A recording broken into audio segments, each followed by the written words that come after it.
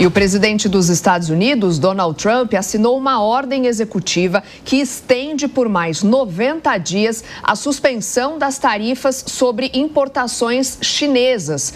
Nosso editor de internacional, Fabrício Naitz, que já está por aqui e tem detalhes para a gente dessa extensão do prazo, né, Fabrício? Bom dia para você. Bom dia, Soraya. Bom dia, Nonato. Todos que acompanham o Jornal da Manhã. A gente já imaginava que isso ia acontecer e aconteceu mesmo, né? Desde semana passada, a gente já vinha falando sobre essa possibilidade do presidente Donald Trump assinar uma extensão da trégua tarifária com a China por mais 90 dias. E é exatamente isso que aconteceu. Ele assinou, essa ordem já entrou em efeito e vai valer até o dia 10 de novembro entre Estados Unidos e China, dos dois lados.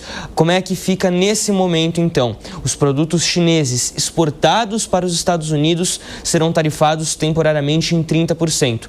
Os produtos americanos exportados para a China serão tarifados em 10% até que se resolva essa questão. Expectativa de que em 3 meses, em 90 dias, os dois países possam sim resolver essa disputa. Como que ficariam os números se não houvesse essa trégua tarifária?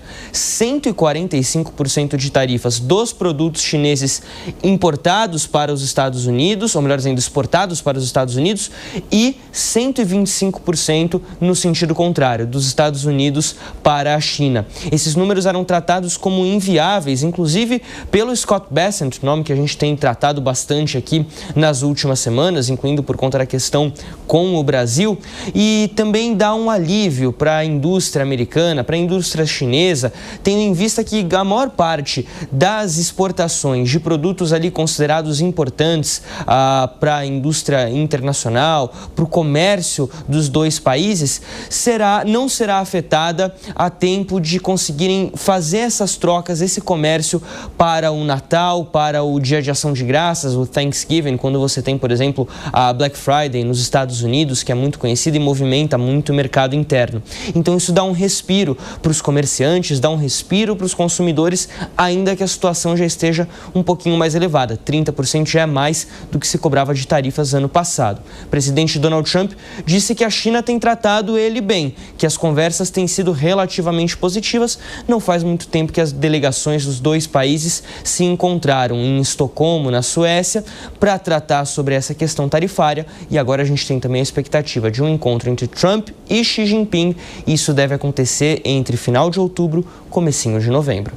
Obrigada, Fabrício. Daqui a pouquinho você volta trazendo outros destaques. Enquanto isso, vamos conversar mais uma vez aqui com os nossos comentaristas sobre esse assunto, né? Essa extensão do prazo. Ô Zé, o contraste nas negociações, né, evidenciam um momento delicado que vive o Brasil com os Estados Unidos, né?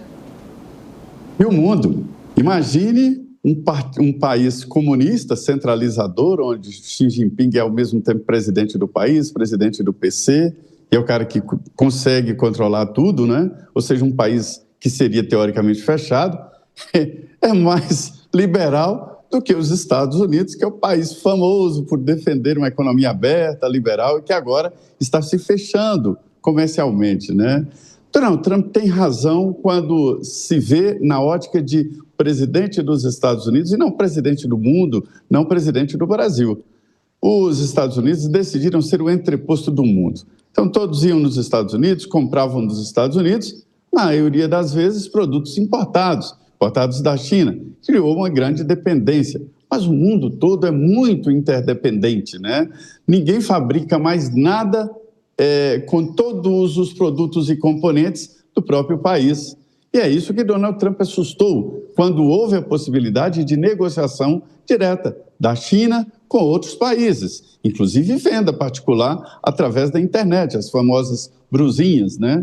Então, os Estados Unidos descobriram a tempo de que continuar assim seria a derrocada da grande potência, e a história da humanidade é recheada de potências que caem, né? Então, agora, esse rearranjo, ninguém sabe o que vai sair. Ninguém sabe mesmo.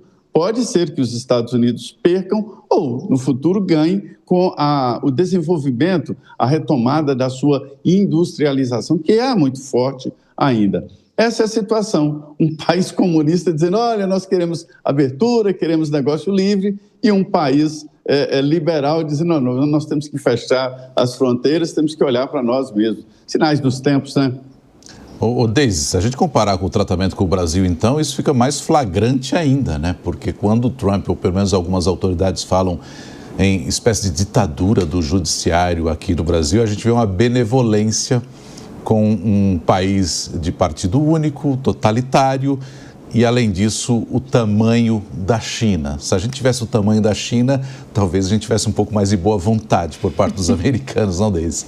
É bem provável, né, Nonato? Mas o que os Estados Unidos fizeram agora foi exatamente o que o Knights falou, né? Eles estão tentando ganhar tempo aí no meio dessa discussão, adiando essas tarifas pesadas contra a China. Então, eles evitam um choque muito imediato nos preços dos Estados Unidos, né? O Knights falou sobre isso, agora tem o Dia de Ação de Graças, e o país também dá um recado, o Trump dá um recado para o mercado de que ele ainda quer negociar, de que ele ainda está disposto ao diálogo. É claro que essa não é a prerrogativa principal dele, mas ele acaba saindo como um bonzinho, né? Alguém que ainda pensa no multilateralismo, né? E aí o que ele faz? Isso é importante porque as tarifas, como nesse tamanho elas encareceram, os produtos importados eles ficaram mais caros, agora ele consegue dar uma respirada nesse período que é importante para a economia americana, principalmente em relação a eletrônicos e roupas, e aí ele acaba mexendo com a inflação sob um ponto positivo, né? Aqui no Brasil a gente também acaba tendo um pouco de impacto, porque esse jogo de espera, ele interessa porque essa guerra comercial entre Estados Unidos e China não interessa para a gente, né? Ela acaba mexendo muito no fluxo do comércio global. Agora, é bom lembrar que isso é um cessar-fogo, o Donald Trump está fazendo isso muito de forma proposital e ele está usando esse prazo como uma arma política, né? Porque ele não é inocente, não está fazendo isso de boa vontade, né? Ele segura esse impacto econômico agora, que é um impacto negativo, mas ele mantém a ameaça sobre a China, dizendo, olha, a qualquer momento eu posso voltar, eu posso retaliar e aí eu posso provocar um caos de novo, né? É tudo uma estratégia política muitíssimo bem pensada pelo lado do Donald Trump.